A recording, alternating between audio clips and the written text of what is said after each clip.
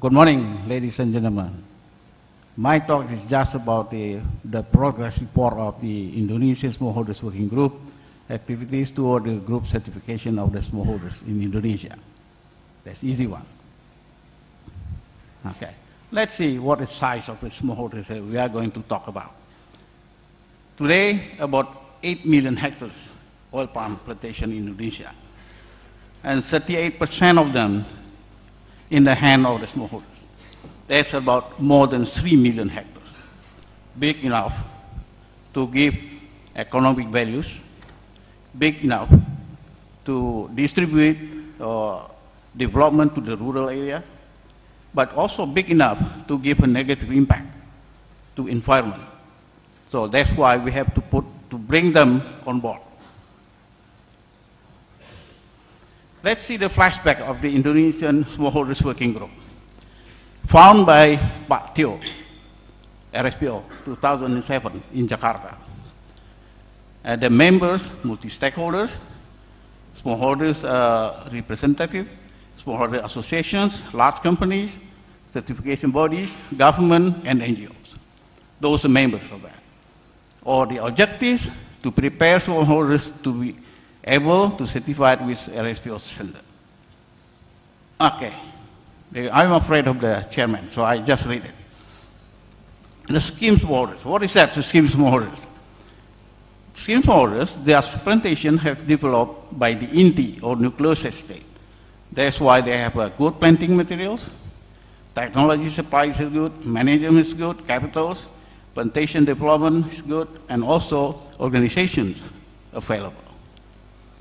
On the other hand, the independent smallholders, small in size, average 2 hectares, scattered around, lack of access to information, lack of access to technology, use of uncertified planting materials, lack of management, lack of capital, family-run company type, low productivity, have no organization.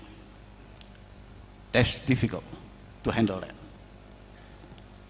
Okay, what is the necessary support to put on board the independent smallholders? First, of course, we have to have the national interpretation RSPO standard.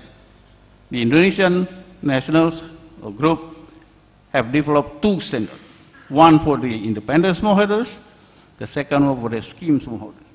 And you know, last year, already about 25,000 of the scheme smallholders have been certified, but none of them the independent one. And also we have to have a group certification protocol. That's available. The Biocert Indonesia and Proforest developed that. The third one, the RSPO certification system, that's available. RSPO supply chain certification system, that's available.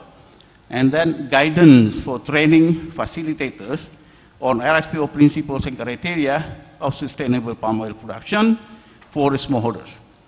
That's available now. Just published it last week, 700 copies already in the Rilo in Jakarta. You might ask if you need that. That's for free. And number 6, we have to have also guidance for the implementation of our RSPO principle and criteria for smallholders, and guidance for interpretation on good agricultural practices for smallholders. These 2 books, I hope, next January will be available. And the last one, the pilot plan, that's also very important. Now, let's see what is the system that we use to certify the independent smallholders. We call it group certification protocol. And in that system, we have the group manager. Norman will be talk about the group manager. He said there's Superman, and also we have to have a members. And then the independent certification bodies will assess both of them, group managers and also the smallholders. What is the product of this system? Certified FFB. This certified FFB can be sent directly to the certificated mill and then process it to the CPO, and then you may trade it as a CSPO. with a 4 trading system, but for the IP it's very difficult. Segregation may be also difficult, probably mass balance and book and claim more possible. But if you're talking about certification with smallholders, these 3 have to face in the field. First, smallholders always asking for the expecting higher FFB price. We cannot talk about other things. They don't care about that. The second one, there is no certified mills around sometime. And the third one, uncertified seeds give problem for the mill. This is a problem that we have to face in the field. And now, how to answer that problem.